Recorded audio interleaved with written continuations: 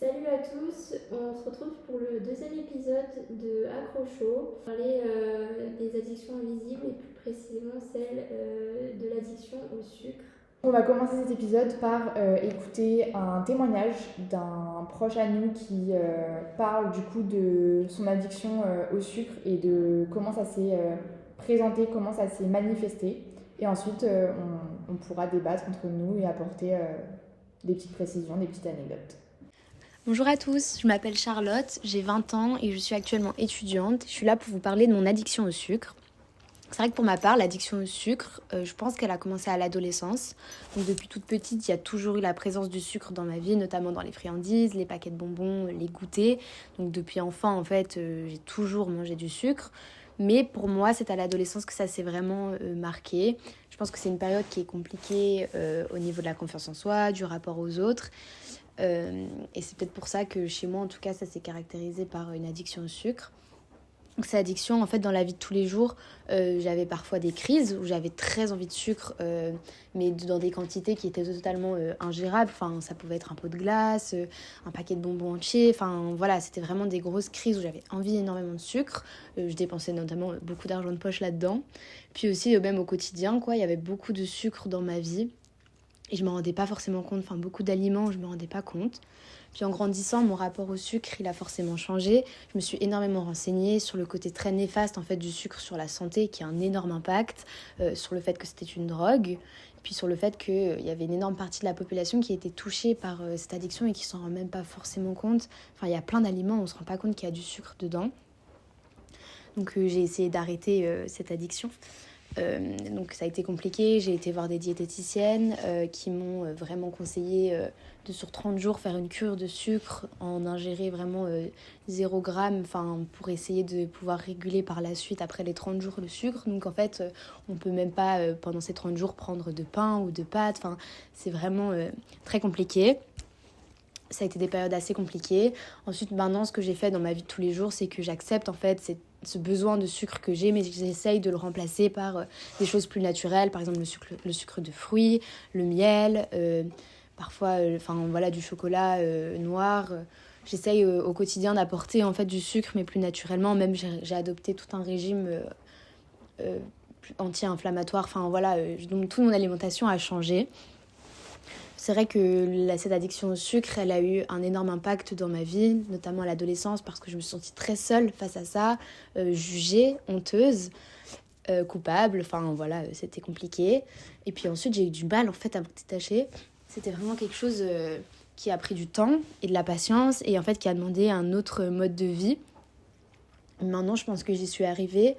Et le seul conseil que je peux donner, c'est vraiment de s'en rendre compte, parce que je pense qu'il y a énormément de gens on n'est pas seul, quoi. Ça concerne énormément de gens et ce serait trop chouette que ça soit un petit peu plus connu.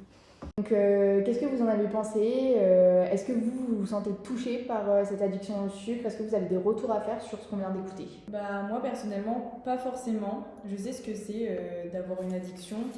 Ayant eu et ayant encore des TCA, c'est vrai que je comprends ce qu'elle veut dire par le fait de pouvoir ingérer une grande quantité, etc. Voilà, c'est pas la même chose. Je dirais pas que c'est la même chose que des TCA, parce que ça se décline en plusieurs types, en plusieurs phases, etc. Mais c'est vrai que je pense qu'on n'est pas tant au courant que ça, que les gens peuvent être addicts au sucre. C'est vrai qu'on parle beaucoup de oh, toi, tu manges mal, oh, toi, tu ne manges pas forcément très sain, oh, tu prends beaucoup de gâteaux, de bonbons, etc. Et il y en a, ils trouvent ça normal, ça fait partie de leur alimentation un peu de tous les jours. Mais c'est vrai que je pense beaucoup de personnes ne se sentent pas concernées, alors que demain, tu leur enlèves le sucre, ils sont perdus. Moi, je vois là justement ce que disait Charlotte quand elle parle de l'addiction, c'est que elle était tellement accro que ça en a impacté sa vie en fait. C'est compliqué, c'est à dire que voilà, elle était chez elle et elle pouvait ingérer énormément de sucre. En plus ça peut rendre malade, c'est hyper compliqué. Et en plus ce que je retiens beaucoup, c'est la dépense. C'est-à-dire que tu vas dépenser de l'argent, c'est pas que tu vas faire tes courses et tu vas prendre un petit plaisir et tu vas un peu plus dépenser. Non, c'est-à-dire qu'elle allait plusieurs fois dans la semaine acheter seulement des paquets de gâteaux, peu importe, pour avoir cette dose de sucre. Donc elle a besoin de sucre dans sa vie. Elle est dépendante au sucre en fait. Moi, ce que j'aperçois, et vraiment ce qui m'a marqué, donc je sais pas, ça a été peut-être plus précisé cette année que mes autres années de fac, mais vu qu'on est dans un contexte un petit peu plus réduit, une classe de 30, je me rends compte que vraiment, on a tous un soda sur la table pendant les cours. Genre, c'est vraiment rare un cours où personne n'a, ou alors que de l'eau.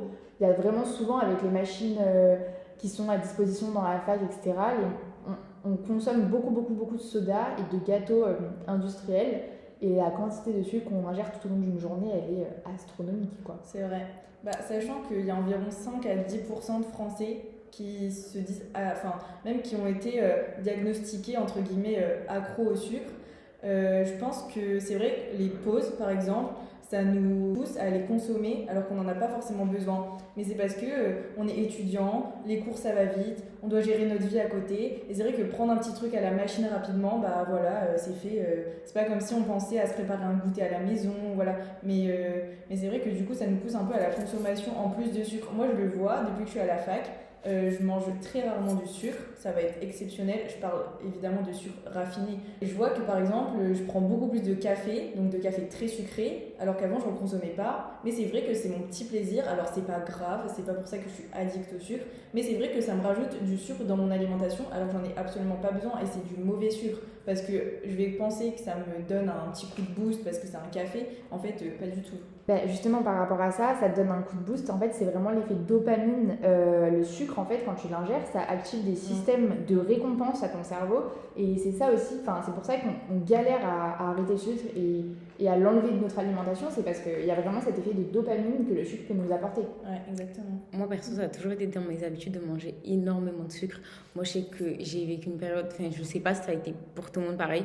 En primaire, j'ai vécu une période où je pouvais pas passer une journée sans mon goûter. Ouais. Et du coup, c'est resté dans mes habitudes. C'est vraiment un truc marqué. Moi, à 16h, il faut que je prenne le goûter. C'est vraiment c'est un truc. C'est mon cas aussi. C'est vraiment genre, en mode, je remplis le caddie d'Oreo, de tout ce que vous voulez, mais il me faut ma pause goûter dans la journée. Ça, c'est impératif. Après, c'est resté au collège. Au collège, j'ai eu une grosse période avec bonbons et toujours en mode. Franchement, ça a été la période de tout. En tout cas, ça a été ma période. Genre, vraiment, j'ai ingurgité énormément de bonbons.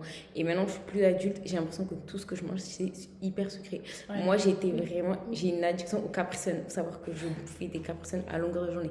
Vraiment, toutes mes périodes scolaires, second cycle, franchement, il me faut un Capri Sun le matin, il me faut un Capri Sun à midi, il me faut un Capri Sun l'après-midi.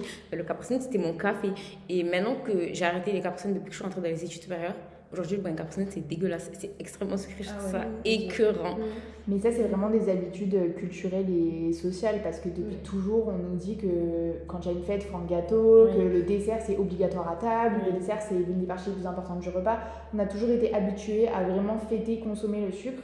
Et même les industries agroalimentaires, ils ajoutent volontairement du sucre dans presque tous les aliments qu'on consomme pour nous fidéliser en fait. Parce que quand on va goûter quelque chose qui ne sera pas sucré à la même quantité que ce qu'eux ils font, on va trouver ça fade, on va perdre le goût, alors qu'en fait c'est comme ça qu'on devrait consommer de base, quoi. Et justement, je ne soupçonne même pas, mais parfois ils rajoutent du sucre dans des produits qu'on ne s'imagine même pas, comme le pain blanc, la sauce salade, les vinaigrettes toutes prêtes, les conserves de légumes, etc. et plein de choses. Et ils rajoutent du sucre pour améliorer le goût et être plus dépendant des produits, quoi. En fait, c'est ça. Les gens qui sont accros au sucre, je pense que, vous voyez la cure, c'était un peu tendance sur TikTok, je fais une cure de sucre, j'arrête le sucre pendant 30 jours. Moi, je trouve ça un peu ridicule. Dans le sens où ça part d'un bon sentiment, mais en fait le problème c'est que si tu arrêtes le sucre, tu vas arrêter, je sais pas moi, tes gâteaux du matin, manger des céréales, etc. Tout ce qui a un effet néfaste un peu sur le système. En fait le problème c'est que si à côté tu continues à manger des plats tout faits, à consommer des produits où ils rajoutent beaucoup de sucre, en fait ça aura aucun effet. Moi j'ai vu des gens, ils disaient oui j'ai vu, du coup j'étais un peu moins dépendante. Ok, très bien. Sauf que, est-ce que ça a vraiment changé ta vie ? Non, en fait, dès que j'ai repris le sucre, c'était reparti. Mon carré de chocolat, 85%, je faisais un peu la maline pendant 30 jours, mais en fait, après, terminé. C'est normal que les gens reviennent à leur habitude. Et Les personnes qui sont accros au sucre, malheureusement, comme disait Charlotte, c'est bien ce qu'elle a fait parce qu'elle a remplacé certains comportements par d'autres. Elle a remplacé certains aliments par d'autres, au lieu de tout enlever, parce que ça ne sert à rien d'enlever, justement ça créera juste de la frustration. Et on le voit souvent que chez les personnes qui arrêtent de manger du sucre, qui arrêtent leur habitude alimentaire préférée, entre guillemets, en fait, ça a un effet, ils sont déprimés. Mais on le sait, le sucre, ça a un effet déprimant, enfin, c'est un effet psychologique. Les gens qui mangent beaucoup de sucre, au bout d'un moment, on le voit, ils sont plus atteints, ils sont plus sensibles. Ça joue beaucoup sur les émotions, en fait. Du coup, je pense que ça serait pas mal de voir avec vous comment reconnaître une dépendance, les signes possibles. Donc, déjà, je pense que y a le besoin de sucre plusieurs fois par jour. Même la difficulté de finir un repas sans dessert, etc. Ça peut être déjà un début de dépendance.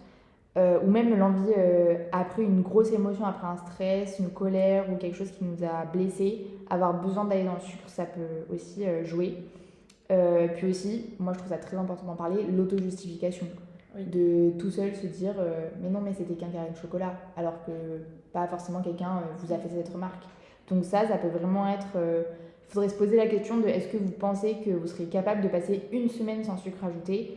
Et si la réponse est non, c'est qu'il y a peut-être une piste de dépendance. Après, on a des solutions et des alternatives.